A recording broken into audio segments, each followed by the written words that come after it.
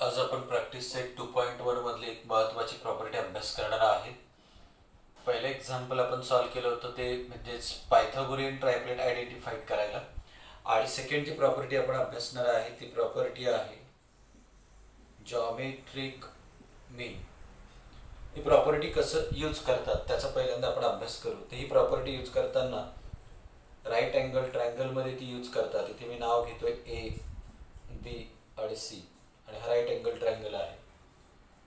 मग ही प्रॉपर्टी कशी यूज करतात तर याच्यामध्ये तुम्हाला हायपोथेनस आयडेंटिफाईड करता आलं पाहिजे. ए बी सी हा एक राईट अँगल ट्रायंगल आहे आणि 90च्या समोरची जी बाजू असते ती असते हायपोथेनियस. म्हणजे हायपोथेनियस असेल ए सी, 90च्या समोरची बाजू कुठली बरं ए सी. त्यानंतर ही एक डायग्राम बघा.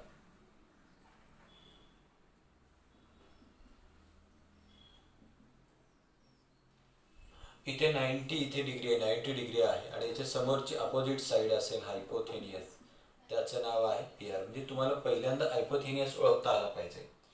मग इथे जॉमेट्रिक मीन प्रॉपर्टी कशी यूज करतात किंवा कधी यूज करतात, ज्या वेळेला या 90 डिग्रीमधून हायपोथेनियसवर परपेंडिक्युलर पडलेले असेल एखादी साईड, त्यावेळेला जॉमेट्रिक मीन प्रॉपर्टी यूज करतात. म्हणजे बी हा 90 डिग्री आहे, बी अँगलमधून हायपोथेनियसवर एक परपेंडिक्युलर पडला, त्यावेळेला आपल्याला जॉमेट्रिक मीन वापरायचं आहे. मग कुठली साईड परपेंडिक्युलर पडते तर बी डी, म्हणून तिचा स्क्वेअर करायचा. त्यानंतर इज इक्वल टू राईट करायचा. बी मधून बी अँगल मधून डी हा हायपोथेनियसवर एक परपेंडिक्युलर पडलाय, म्हणून जो परपेंडिक्युलर पडतोय बीडी त्याचा स्क्वेअर करा आणि हायपोथेनसचे दोन भाग, पहिला भाग एडी मध्ये इंटू लिहा आणि दुसरा भाग डी सी. ही प्रॉपर्टी आहे जॉमेट्रिक मीन. कुठली प्रॉपर्टी आहे बरं, जॉमेट्रिक मीन. आता इथे सपोज क्यू अँगल मधून इकडे एक परपेंडिक्युलर पडला एस, मग जो परपेंडिक्युलर पडतो ना त्याचा स्क्वेअर करायचा, Q S square is equal to. आता या हायपोथेनियसचे दोन भाग केले, पहिला भाग पी एस इंटू दुसरा भाग एस आर. तर ही जी प्रॉपर्टी हिला म्हणतात जॉमेट्रिक मीन प्रॉपर्टी. आपण जर अजून एक एक्झाम्पल घेतलं,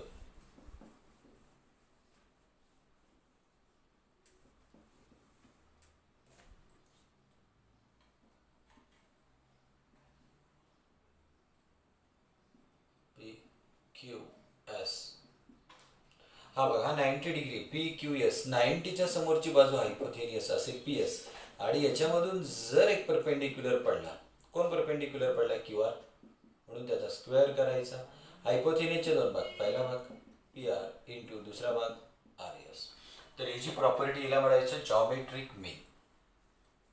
आता आपण एक्झाम्पल सॉल्व्ह करू. या प्रॉपर्टीशी रिलेटेड एक्झाम्पल्स आहेत आणि एक गोष्ट तुम्ही इथे लक्षात घ्यायची, फक्त प्रॉपर्टी आयडेंटिफाय करत असताना डायग्रॅम जर तुम्ही पाहिली तरी तुम्हाला प्रॉपर्टी आयडेंटिफाईड होईल.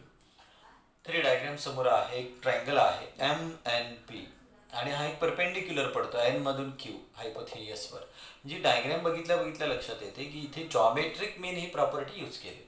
मग पहिल्यांदा कुठलं एक्झाम्पल सॉल्व्ह करताना गिवन राईट करायचं. गिवन म्हणजे मला का कुठल्या व्हॅल्यू दिल्यात एक्झाम्पलमध्ये ते राईट करतात. तर in adjoining figure angle M N P is equal to 90 degree, segment N Q is perpendicular to segment M P आणि एम क्यूची व्हॅल्यू दिली मला, किती दिली बरं 9.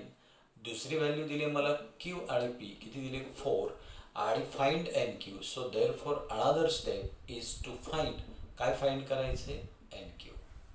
म्हणजे कुठल्याही एक्झाम्पल सॉल्व्ह करत असताना तुम्ही जरी गायडामध्ये दिले नसेल तरी आपण आपली मेथड डेव्हलप करायची. पहिल्यांदा गिवन राईट करा, त्या एक्झाम्पलमध्ये ज्या ज्या व्हॅल्यू दिलेल्या आहेत त्या गिवनमध्ये राहायच्या.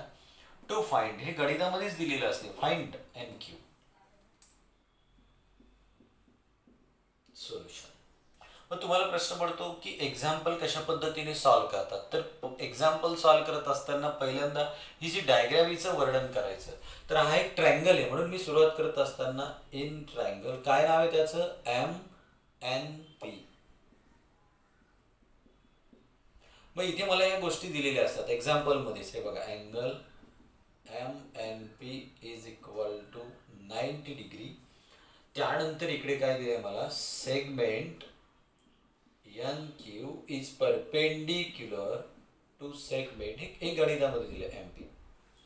आणि जर एखादी सेगमेंट ही 90 डिग्री म्हणजे राईट अँगल मधून या हायपोथिनियसवर जर परपेंडिक्युलर पडत असेल, सपोज हा हायपोथिनियस आहे, तर एक प्रॉपर्टी यूज करतात, देअरफॉर बाय युझिंग कुठली प्रॉपर्टी, जॉमेट्रिक मीन प्रॉपर्टी.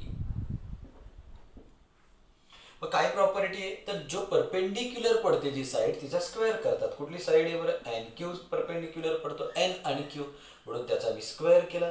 त्यानंतर इज इक्वल टू राईट करायचा आणि हायपोथिनियसचे दोन भाग आहेत, तर दोन भागामधला पहिला भाग लिहू आपण एम क्यू आणि मध्ये इंटू लिहायचा आणि दुसरा भाग कुठला आहे बरं, Q P, Q P Q.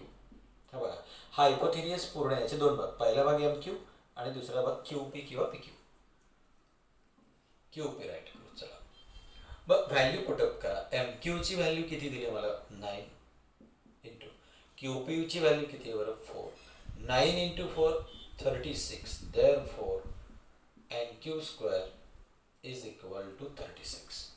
मग आपल्याला एन क्यू फाइंड करायची, स्क्वेअर नको, म्हणून therefore by taking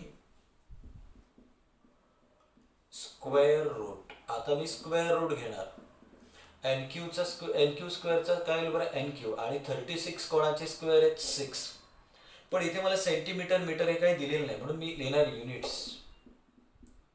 therefore N Q is equal to 6 units. Final answer तुम्ही देअरफॉरने आणि बॉक्स करून राईट करायचा आहे. तर अशा पद्धतीने हे एक्झाम्पल जॉमेट्रिक मीन या प्रॉपर्टीचा आधार घेऊन सॉल्व्ह केलेला आहे. तर तुम्ही डायग्राम ऑब्झर्व करायचे आणि डायग्रामवरून प्रॉपर्टी ओळखायला शिकायची आणि मग ते एक्झाम्पल सॉल्व्ह करायचं आहे.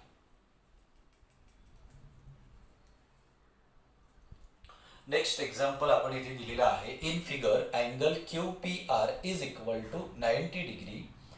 Segment PM is perpendicular to segment QR and Q collinear M collinear R. PM is equal to 10, QM is equal to 8. Then find QR. तर आपल्याला काय करायचे, पहिल्यांदा मी तुम्हाला कुठली मेथड सांगितली, पहिल्यांदा गिवन राईट करा नेहमी एक्झाम्पल मध्ये. मला कुठल्या कुठल्या व्हॅल्यूज दिलेल्या आहेत ते इथे बघा. त्यांनी पीएम दिले, मला किती दिले बरं, पीएमची व्हॅल्यू दिली 10. क्यूएम ची व्हॅल्यू मला किती दिली त्यांनी, 8. दुसरा टप्पा आपण लिहितोय टू फाइंड. मग मला काय फाइंड करायचे इथे त्यांनी दिलंय, क्यू आर. ओके, आता तिसरा टप्पा आहे आपला सोल्युशन. तर आपल्याला गाईडी मेथड वापरायची नाही, तर आपण आपली स्वतःची मेथड तुम्हाला लिहायला शिकायचे. तर गाईडामध्ये काय दिले किंवा कुठल्या नोट्समध्ये काय दिले यापेक्षा आपण आपल्या मेथडने एक्झाम्पल सॉल्व्ह करायचं. मग सोल्युशन लिहिल्यानंतर डायग्राम ऑब्झर्व करा, पहिल्यांदा फिगर ऑब्झर्व करा. फिगर ऑब्झर्व केल्यानंतर काय दिसतंय तुम्हाला इथे, तर या 90 डिग्री मधून राईट अँगल मधून एक परपेंडिक्युलर पडतोय आणि तो हायपोथिनियसवर पडतोय. मग जेव्हा हायपोथिनियसवर परपेंडिक्युलर पडतोय त्यावेळेला एकच प्रॉपर्टी यूज होते, तिचं नाव आहे जॉमेट्रिक मीन. म्हणजे इथे आपल्याला जॉमेट्रिक मीन या प्रॉपर्टीचा वापर करायचा आहे. मग पहिल्यांदा काय करू, या आकृतीचं नाव लिहू. हा सर्कल काढलाय मी, ट्रायंगल काढलाय का क्वाड्रिलॅटरल आहे, तर हा एक ट्रायंगल आहे. मग त्याचं नाव लिहिणार मी, इन ट्रायंगल काय नाव आहे, पी क्यू आर. ठीक आहे, इथे आता तुम्हाला एक्झाम्पल मध्ये दिले बघा, angle Q P R is equal to 90 degree. अजून काय दिले बरं, segment PM is perpendicular to segment Q R. बघा, हा पीएम परपेंडिक्युलर आहे कोणाला आहे बरं, क्यू आर. मग जो परपेंडिक्युलर आहे 90 मधून पीएम हा परपेंडिक्युलर पडला हायपोथिनियसवर, त्याचा स्क्वेअर करतात जॉमेट्रिक मीन मध्ये. म्हणून by using property of geometric mean. काय प्रॉपर्टी, जो परपेंडिक्युलर पडतो त्याचा स्क्वेअर करायचं. कोण पडलाय बरं, PM is equal to, PM हा परपेंडिक्युलर पडलाय त्याचा स्क्वेअर करा. दोन भाग बघा, या हायपोथिनियसचे दोन भाग, पहिला भाग क्यूएम त्यांचा मल्टिप्लाइड करतात इंटू दुसरा भाग एम आर. मग पीएम ची व्हॅल्यू मला गणितामध्ये किती दिली त्यांनी, 10. पण पीएमचा स्क्वेअर आहे म्हणून 10चा स्क्वेअर. क्यूएम ची व्हॅल्यू किती दिली मला, 8 आणि उरलेला एम आर. 10चा स्क्वेअर किती होईल बरं, 100 इंटू 8 इंटू एम आर. मला एम आर फाइंड करायचे, त्याला एकट्यालाच मी जागेवर ठेवतोय. 8 मल्टिप्लाइड आहे, इकडे आल्यावर काय झाले बरं, डिवाइड होते 100/8. इथे आपण डिवायडेशन करून बघू, 100/8. 8 1 जा 8, 10 मधून 8 गेले, राहिले 2, घेतला 0, 8 2 जा 16, 20 मधून 16 गेले, राहिले 4, तर 8 ने डिवाइड होत नाही म्हणून घेतला मी 0, म्हणून डेसिमल, 8 5 जा 40. So final answer is 12.5. So MR is equal to 12.5. म्हणजे मला MR ची व्हॅल्यू किती मिळेल बरं?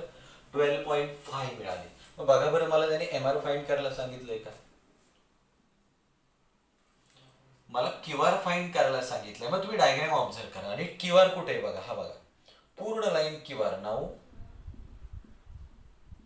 QR इज इक्वल टू, ही पूर्ण लाईन आहे, Q आणि R आणि मध्ये M आहे. म्हणजे ह्या पूर्ण लाईन QR मध्ये दोन भाग आहेत. पहिला भाग कुठला आहे बरं? QM प्लस अधिक, दुसरा भाग कुठला आहे बरं? MR. का बरं? त्याने दिलेलं आहे Q collinear M collinear R.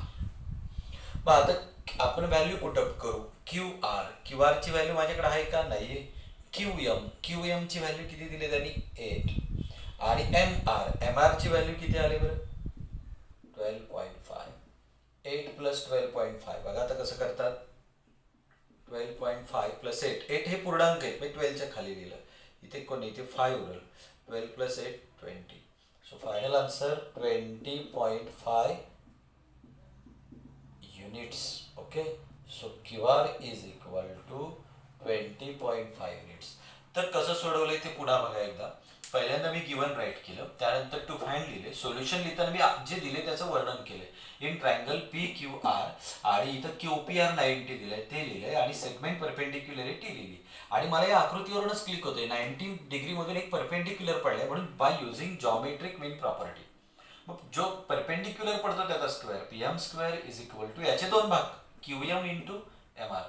PM दिले मला 10, 10चा स्क्वेअर 100, QM दिले मला 8 मल्टिप्लाइड आहेत, इकडे आलेले डिवाइड, MR मिळाला मला 12.5. बट मला फाइंड काय करायचे? QR. मग मी ही QR सेगमेंट पाहिली, ती सेगमेंट राईट केली मी QR. तर तुम्हाला मी ते आकृती सेपरेट काढलेली. QR या सेगमेंटचे दोन भाग आहेत, एक QM, म्हणून मी लिहिलं QM प्लस दुसरा आहे MR. QM हे 8 आणि MR आहे 12.5. Final answer 20.5. तर अशा पद्धतीने जॉमेट्रिक मीन या प्रॉपर्टीशी रिलेटेड तुम्हाला ही एक्झाम्पल वेगवेगळ्या पद्धतीची बोर्डवर दाखवलेली आहेत. व्हिडिओ पुन्हा पुन्हा पाहून तुम्ही ती ऑब्झर्व करायची आहे.